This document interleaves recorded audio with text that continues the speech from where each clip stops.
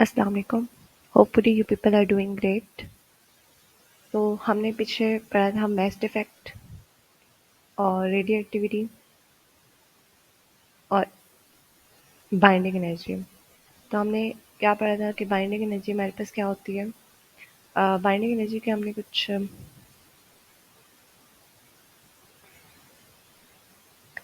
Binding energy हमारे पास क्या होती है, वो काम जो हमें प्रोटॉन और न्यूट्रॉन को न्यूक्लियस में सेपरेट करने के लिए ज़रूरत होता है ना,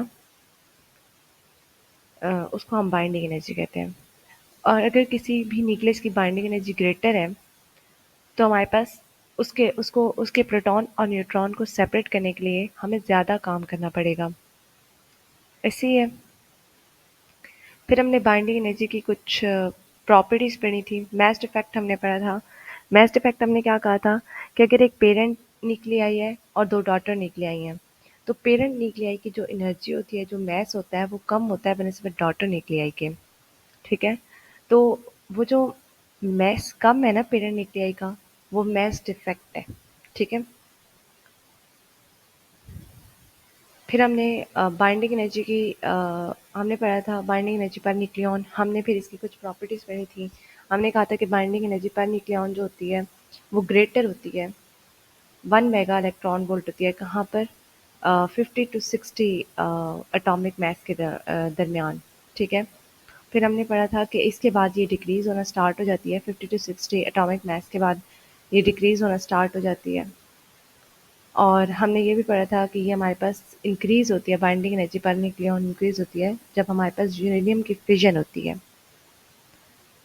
और जब एक न्यूक्लियस फ्यूज़ होता है ना, दो डॉटर न्यूक्लियाई में, तो तब भी हमारे पास बाइंडिंग एनर्जी जो होती है वो ग्रेटर होती है। फिर हमने डिस्कस की है रेडियो एक्टिविटी। रेडियो एक्टिविटी हमारे पास क्या होती है? स्पॉन्टेनियस जो डिसइंटीग्रेशन होती है ना,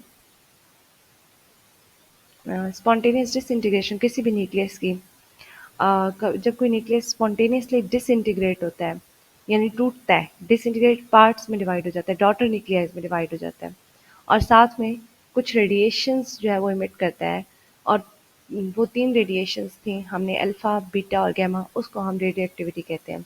रेडियो एक्टिविटी जो है ये सडनली जो है ना वो डिस्कवर हुई थी। और ये भी याद रखना है कि रेडियो एक्टिविटी जो होती है वो हमेशा हैवियर एलिमेंट की होती है। ये फिनोमेना जो होता है वो हैवियर एलिमेंट में होता है। हैवियर एलिमेंट कौन से? जिनका एटॉमिक नंबर जो है वो ग्रेटर देन 82 हो।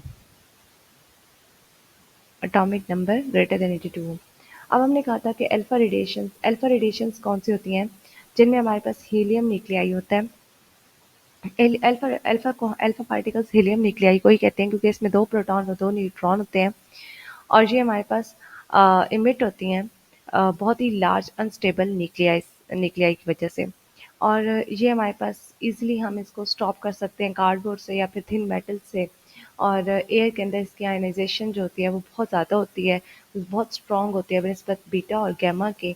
और इसकी पेनिट्रेशन पावर बहुत कम होती है। और इसकी जो रेंज है ना एयर के अंदर, वो भी कुछ सेंटीमीटर होती है। बीटा पार्टिकल्स होते हैं ये हमेशा इलेक्ट्रॉन्स, तकरीबन इलेक्ट्रॉन्स होते हैं। और एक नेगेटिव बीटा पार्टिकल्स भी हो सकते हैं, पॉजिटिव बीटा पार्टिकल्स भी हो सकते हैं। तो अभी हम यहाँ पर सिर्फ बीटा पार्टिकल्स को डिस्कस करें तो ये हमारे पास इलेक्ट्रॉन्स होते हैं। और ये भी हमारे पास जब न्यूट्रॉन एक न्यूक्लियस जो है ना वो डिसइंटीग्रेट होता है ना, तब हमारे पास ये इमिट होते हैं।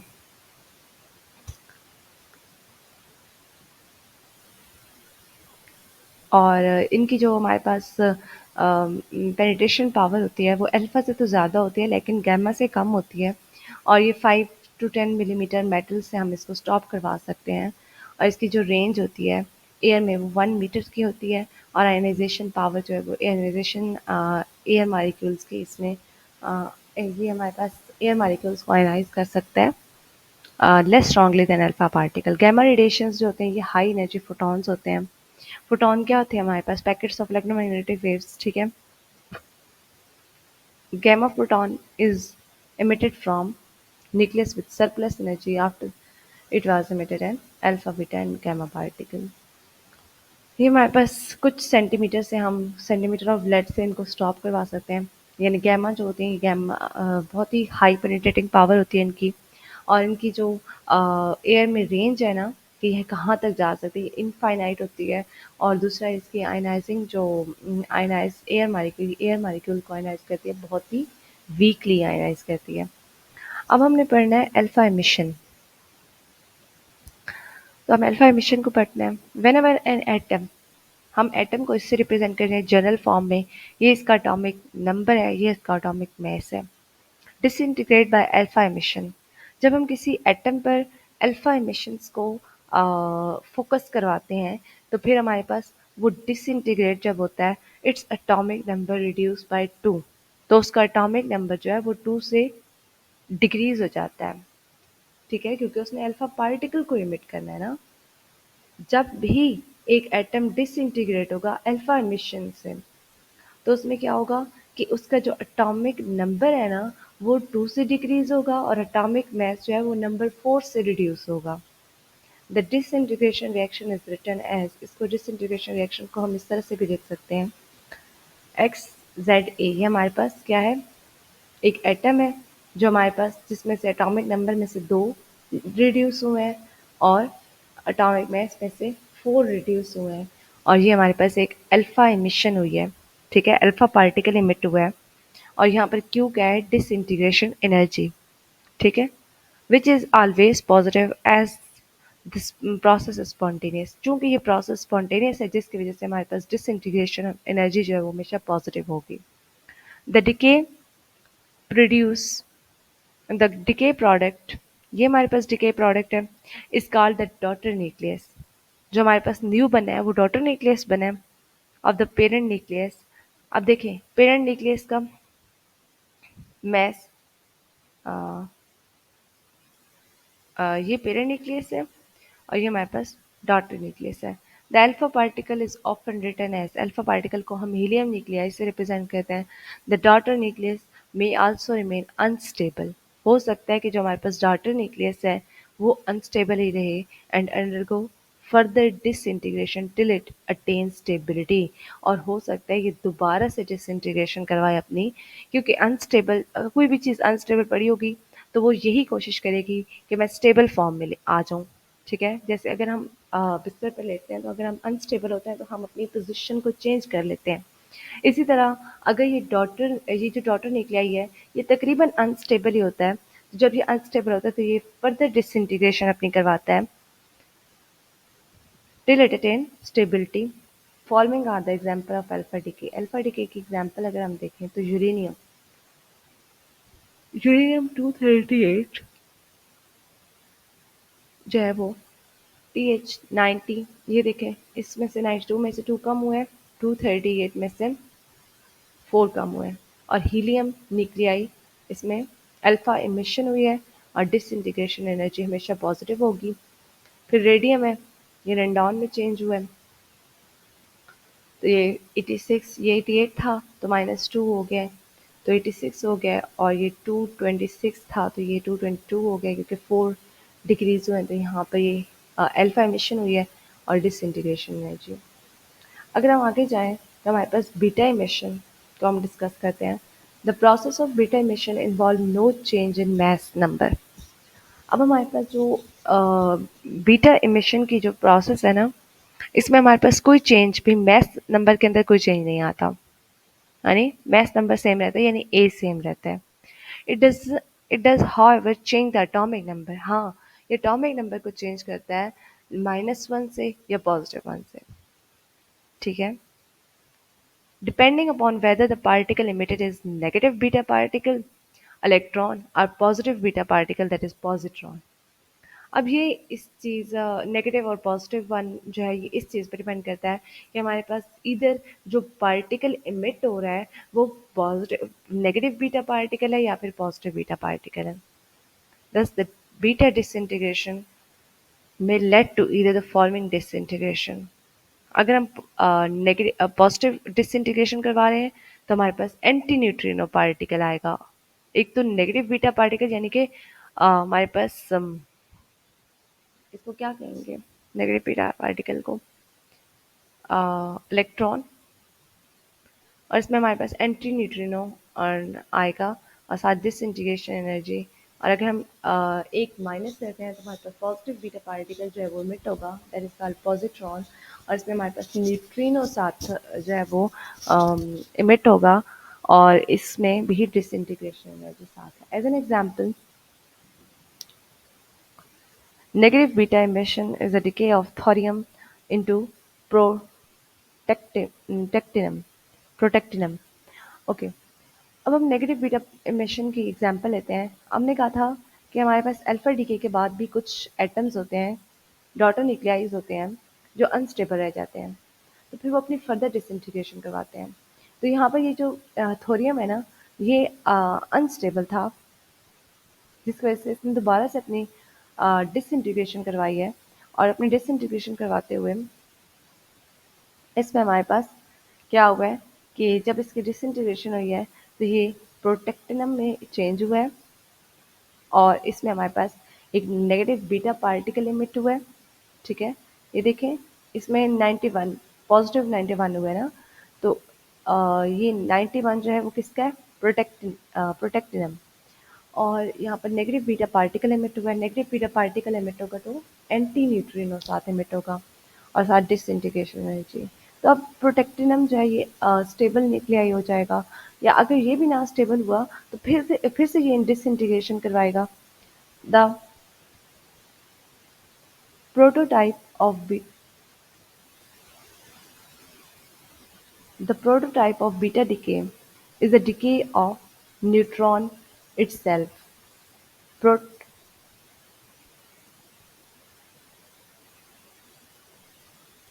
okay, the prototype of beta decay is the decay of neutron itself.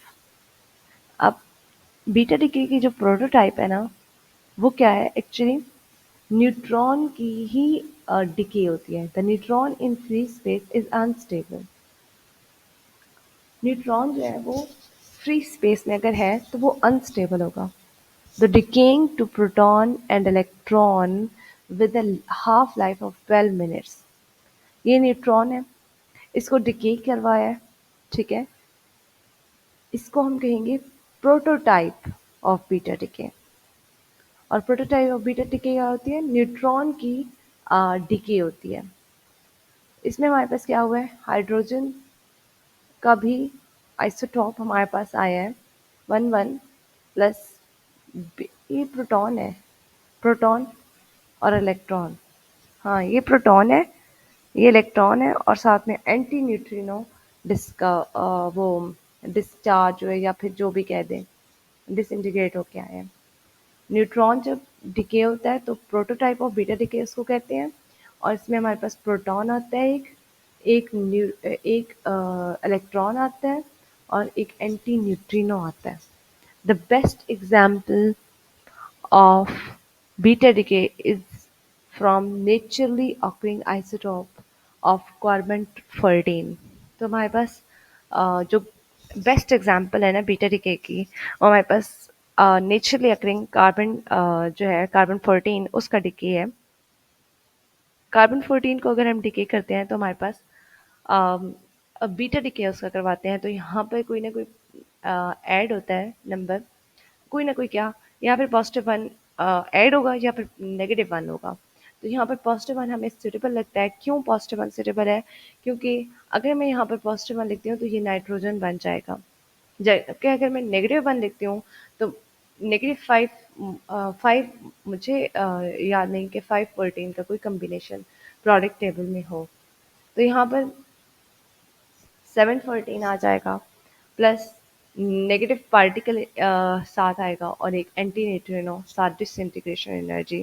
As an example of positron emitter is carbon 12, carbon sorry 11।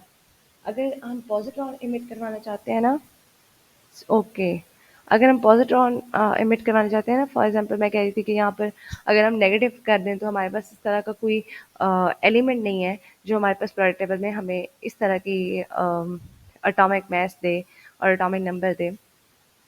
Atomic number तो देता है लेकिन एटॉमिक मास फिर वो नहीं आता ना, तो उसके लिए हमें कार्बन 11 लेना पड़ेगा अगर हम चाहते हैं कि पॉजिट्रॉन की इमिशन हो। तो पॉजिट्रॉन के इमिशन के लिए हम कार्बन 11 लेते हैं, और कार्बन 11 अगर हम यहाँ पर लें तो यहाँ पर -1 आएगा, और -1 से ये बोरॉन बनेगा प्लस, और इसमें हमारे पास पॉजिट्रॉन इमिट होगा, न्यूट्रिनो भी इमिट होगा। तो बीटा जो डिके है वो पॉजिटिव दो तरह का होता है, एक होता है पॉजिटिव बीटा पार्टिकल और एक होता है नेगेटिव बीटा पार्टिकल, यानी पॉजिटिव बीटा डिके और नेगेटिव बीटा डिके। जो पॉजिटिव बीटा डिके होता है इसमें हमारे पास न्यूट्रिनो इमिट होता है, यानी पॉजिट्रॉन इमिट होगा और न्यूट्रिनो इमिट होता है। जबकि नेगेटिव बीटा डिके में हमारे पास इलेक्ट्रॉन इमिट होता है और एंटी न्यूट्रिनो इमिट होता है।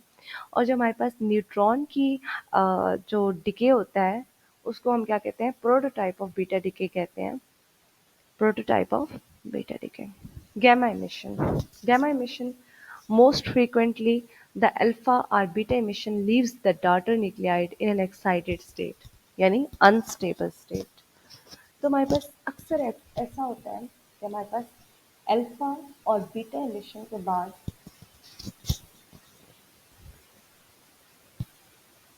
आई एम सॉरी अल्फा और बीटा इमिशन जो है वो अक्सर डॉटर न्यूक्लियाई को ना कहाँ पर एक्साइटेड स्टेट में छोड़ देते हैं।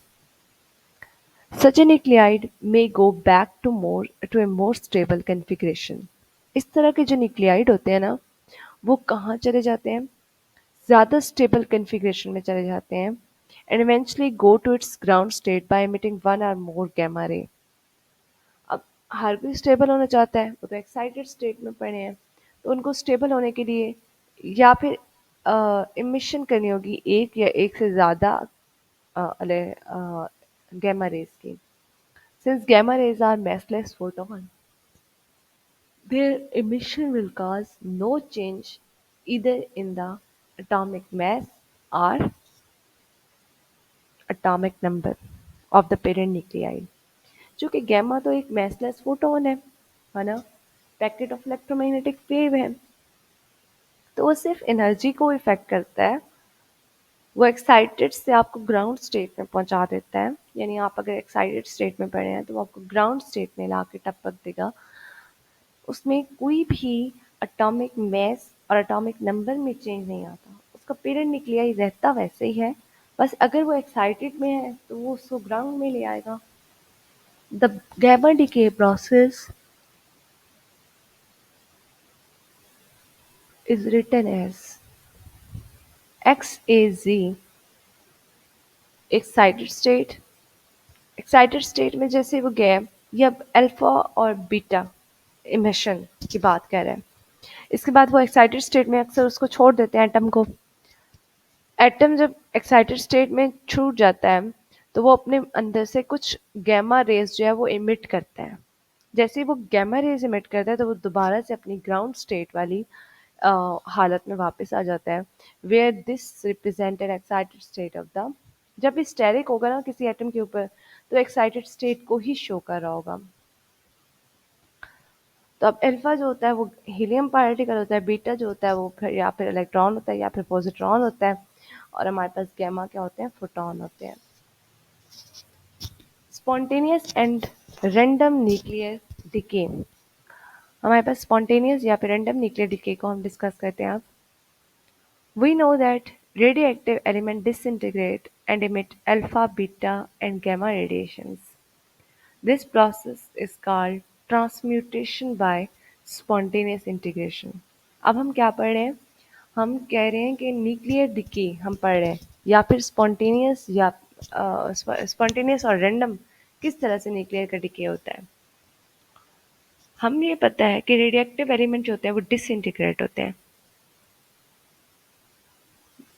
रेडियोएक्टिविटी में हमने यही पढ़ा था ना कि हमारे पास ये ऐसा फिनोमेना है जिसमें हमारे पास न्यूक्लियस जो होता है जो जिसका एटॉमिक नंबर जो होता है वो 82 से ज़्यादा होता है, वो डिसइंटीग्रेट होता है किसमें, डॉटर न्यूक्लियाई में, और साथ में रेडिएशन इमिट करता है। तो रेडियोएक्टिव एलिमेंट जो होते हैं वो डिसइंटीग्रेट होते हैं और इमिट करते हैं अल्फा, बीटा और gamma radiations. This process is called transmutation by spontaneous disintegration.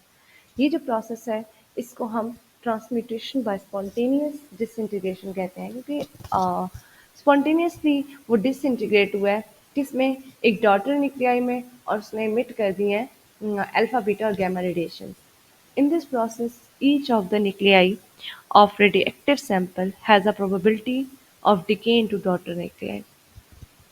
ये एक ऐसा प्रोसेस है जिसमें हर न्यूक्लियाई जो भी रेडिएक्टिव न्यूक्लियाई है, कोई भी हम रेडिएक्टिव सैंपल लेते हैं, उसका न्यूक्लियाई ले लेते हैं, उसके अंदर ये प्रोबेबिलिटी होती है कि वो डिके कर सके डॉटर न्यूक्लियाई में।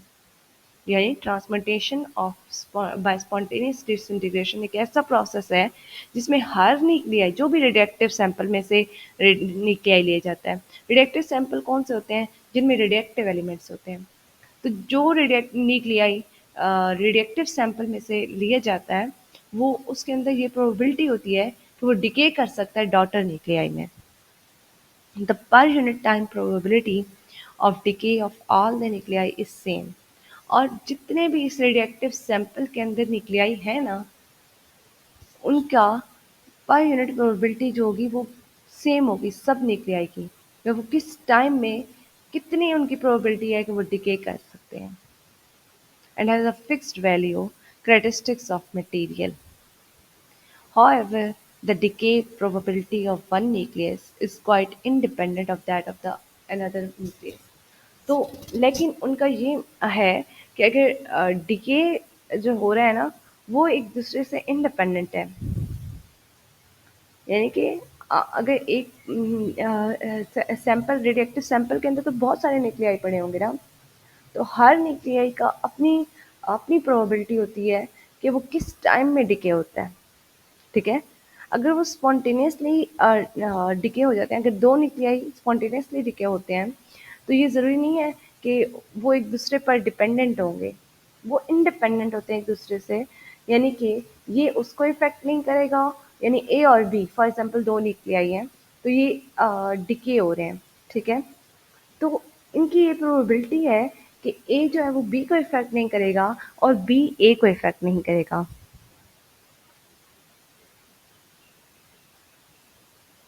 So, in the natural spontaneous disintegration of radioactive material, not all the atoms disintegrate at the same time। तो नेचुरल जो स्पॉन्टेनियस डिसइंटीग्रेशन है ना, इसमें ये ज़रूरी नहीं है कि रेडिएक्टिव मटेरियल जो है वो सारे के सारे एक ही टाइम में ही डिसइंटीग्रेट हो जाए। नहीं, उनकी प्रोबेबिलिटी सेम है। वो कितने टाइम में डिके होंगे ये सेम है, लेकिन ये ज़रूरी नहीं है कि अगर ए जो है जो जिस टाइम में डिके हो रहा है उसी टाइम में बी भी डिके हो। तो स्पॉन्टेनियस का मतलब ये नहीं है कि सारा जितना भी रेडिएक्टिव सैंपल आपने लिया है उसके अंदर जितने भी न्यूक्लियाइज हैं वो सारे के सारे डिसइंटीग्रेट एक ही टाइम में ही होंगे। नहीं, उनकी डिके होने की प्रोबेबिलिटी तो सेम है, डॉटर न्यूक्लियाई में चेंज होने की प्रोबेबिलिटी तो सेम है, लेकिन ज़रूरी नहीं है कि उनका टाइम जो है वो टाइम भी सेम हो, यानी कि एक ही टाइम में सारे के सारे डिसइंटीग्रेट हो। Contrary different atoms decay at different times। Different atom different time पर डिके कर सकते हैं। The process of disintegration takes place randomly. तो डिसइंटीग्रेशन का जो प्रोसेस है वो रेंडमली हो रहा है ना? एक ही टाइम पे तो नहीं हो रहा ना, वो तो रेंडमली हो रहा है। When a nucleus disintegrate nobody is know. हमें नहीं पता कि रेडिएक्टिव सैंपल में कौन सा न्यूक्लियाई जो है वो डिसइंटीग्रेट हो गया। हमें ये भी नहीं पता चलता कि रेडिएक्टिव सैंपल में कोई न्यूक्लियाई जो है वो डिसइंटीग्रेट हो गया। However, it is observed that on the average, actual number of atoms which decay at any instant is proportional to the number of atoms present।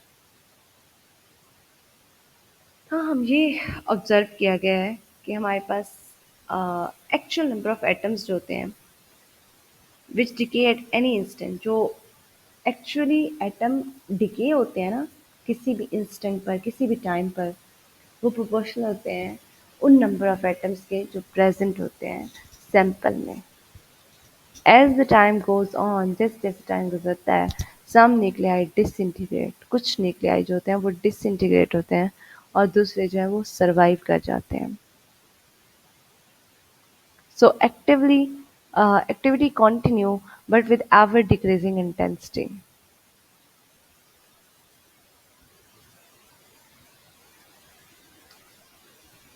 ये सारा प्रोसेस जो है वो ये कंटिन्यू जारी रहता है, लेकिन इसकी इंटेंसिटी जो है वो डिक्रीज होती जा रही होती है, क्योंकि अब जो न्यूक्लियाई डिसइंटीग्रेट हो गए हैं, हो सकता है वो स्टेबल हो गए हों। ठीक है, अगर वो स्टेबल नहीं हुए तो वो दोबारा से डिसइंटीग्रेशन भी कर सकते हैं, लेकिन उस इंटेंसिटी के साथ नहीं करते फिर। तो ये हमारे पास स्पॉन्टेनियस और रैंडम डिसइंटीग्रेशन थी। स्पॉन्टेनियस डिसइंटीग्रेशन जो होती है वो रैंडम डिसइंटीग्रेशन होती है।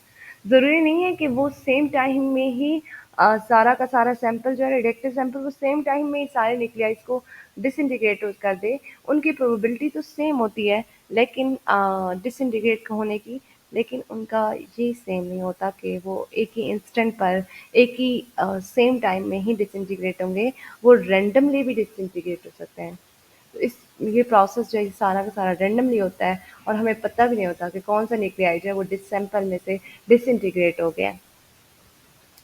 हाँ, लेकिन हम एवरेजली ये कह सकते हैं कि एक्चुअल जो हमारे पास एटम जो डिके हो रहे हैं वो प्रोपोर्शनल होते हैं किसके, number of atoms present in the sample.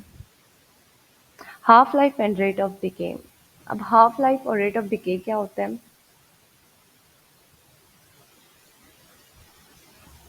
Half life of the radioactive isotope is the time taken for half the number of atoms of isotope to disintegrate. Half life जो होती है रिडक्टिव आइसोटॉप्स की, ये वो time होता है जो ज़रूरत होता है किसी भी एटम के आइसोटॉप को हाफ डिक्रीज करने के लिए, हाफ डिसइंटीग्रेट करने के लिए।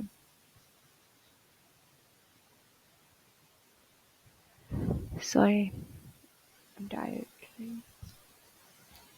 So the half life of radioactive isotope, किसी भी रेडिएक्टिव आइसोटॉप की जो हाफ लाइफ होती है, इज द टाइम टेकन, ये वो वक्त होता है जो ज़रूरत होता है for half the number of atoms of isotope, कि हमारे पास हाफ नंबर ऑफ आइसोटॉप्स जो हैं, एटम्स, आइसोटॉप के जो हाफ नंबर ऑफ एटम्स हैं टू डिसइंटीग्रेट, वो डिसइंटीग्रेट होंगे उस टाइम में।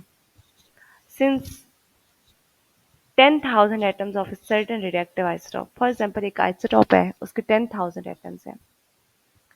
X are present initially. उनमें से कुछ जो है वो present है initially. The number of atoms decrease from 10,000 to 500 after first half life. First half life में वो कितना decrease होगा? 5,000 हो जाएगा, half हो जाएगा। फिर नेक्स्ट हाफ लाइफ में, सेकंड फर्दर हाफ लाइफ में वो 5,000 से 25,000 आ जाएगा। ये 2 से डिवाइड हो रहा है, ठीक है, 25,000 आ जाएगा। और फिर फर्दर थर्ड हाफ लाइफ में ना वो 2500 से 1250 हो जाएगा।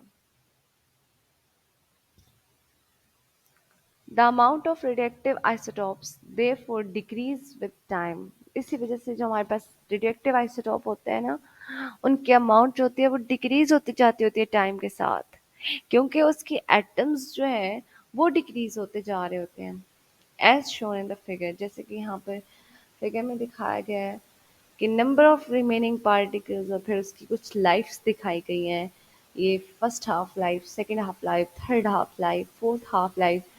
तो which is the half life curve, ये हाफ लाइफ कर्व है जिसमें हमारे पास आइसोटॉप्स जो है वो डिक्रीज होता जा रहा है, उसकी अमाउंट जो है वो डिक्रीज होती जा रही है with time. Half life values range from a fraction of a second to of a fraction of second to billions of years. For example, the half life of polonium 212 is 3 multiplied 10 raised to minus 7 seconds. Half life जो है वो polonium की कितनी है, 3 multiply 10 raise to minus 7 second, and that of lead, lead जिसका हमारे पास atomic mass 204 है, उसकी 1.4 मल्टीप्लाई 10 रेज़ टू 7 ईयर्स है। कितना फ़र्क है, हालांकि एटॉमिक मैसेज में इतना नहीं है, लेकिन हाफ लाइफ में चेक करें, अच्छा ईयर्स में है ये, this is in years and this is in seconds, so you can convert it into seconds. Reactive disintegration is a random process. Reactive disintegration जो है एक random process, spontaneous process है. For a large number of atoms of a given reactive isotopes, the proportion that disintegrate per second is constant. This follows because of the random nature of reactive disintegration. जो reactive isotope होता है ना, the proportion that disintegrate per second is constant. उसके लिए जो हमारे पास पर second के हिसाब से जो डिसइंटीग्रेशन होती है ना, वो कांस्टेंट होती है. This follows because of the random nature of radioactive disintegration. ये किसकी वजह से होता है? क्योंकि हमारे पास डिसइंटीग्रेशन जो है वो रैंडम हो रही होती है ना. If the radioactive sample contain N radioactive nuclei, अगर रेडिएक्टिव सैंपल के अंदर हमारे पास एन रेडिएक्टिव न्यूक्लियाई हैं at some instant, one finds that number of nuclei delta n that decay in time delta t is proportional to n. हमने अभी ये कहा था कि हमारे पास जितने भी number of particle, number of atoms जो है वो डिके होंगे, वो प्रोपोर्शनल होंगे किसके? Number of atom present in the radioactive sample. पिछले टॉपिक में स्पॉन्टेनियस और random, spontaneous and random disintegration में हम ये पढ़ के आ रहे हैं कि हमारे पास क्या होते हैं, हमारे पास नंबर ऑफ एटम्स डिके होते हैं ना, एवरेजली जो नंबर ऑफ एटम्स डिके होते हैं वो प्रोपोर्शनल होते हैं किसके? Number of atoms present in the radioactive sample. तो delta N over delta T is directly proportional to minus N. ठीक है, delta N over delta T is equal to minus lambda n, where lambda is a constant of proportionality which depend on the nature of element and is called the decay constant, और इसको हम decay constant भी कहते हैं. The negative sign signifies that n decrease with time. जो कि radioactive sample जो होता है वो डिक्रीज हो रहा होता है ना टाइम के साथ, तो डिक्रीज की वजह से यहाँ पर ये नेगेटिव साइन जगह लगा है, वो लगाया गया है. Delta N over delta T is equal to minus lambda N लगाया गया है, क्योंकि माइनस जो है वो किस चीज़ को शो कर रहा है कि हमारे पास रेडिएक्टिव सैंपल टाइम के साथ जो है वो डिक्रीज होता जा रहा है. There is delta N is negative, delta N जो है वो नेगेटिव होता है. The value of lambda for any isotope determine, जो डिके कांस्टेंट होता है किसी भी आइसोटोप्स के लिए हम डिटरमाइन कर सकते हैं the rate at which the isotope will decay. ठीक है, किसके साथ? इस चीज़ को यूज़ करके हम डिके कांस्टेंट फाइंड कर सकते हैं. The decay rate or activity R of sample is defined as a number of decay per second. जो डिके एक्टिविटी होती है, जिस डिके रेट होता है जिसको हम एक्टिविटी भी कहते हैं, R is defined as the number of decay per second. इसको हम number of decay per second से रिप्रेजेंट करते हैं. और ये भी सेम वही इक्वेशन नहीं बन गई, यानी कि जो ऊपर वाली इक्वेशन है उसको हम डिके रेट या फिर एक्टिविटी भी कह सकते हैं. ये इसके अंदर डिके कांस्टेंट है, ये हमारे पास वो नंबर ऑफ पार्टिकल्स हैं जो डिके हो जाते हैं, और ये हमारे पास number of atoms in the sample है. ठीक है, और नीचे डेल्टा टाइम को शो करें. This we see that isotope with large value of decay constant at rapid rate is those with a small lambda values decay slowly. तो हमारे पास वो आइस वो आइसोटॉप्स जिनके हमारे पास लार्ज वैल्यू होती है लैम्डा की ना, वो डिके होते हैं रैपिडली बनिस्बत उन पार्टिकल्स के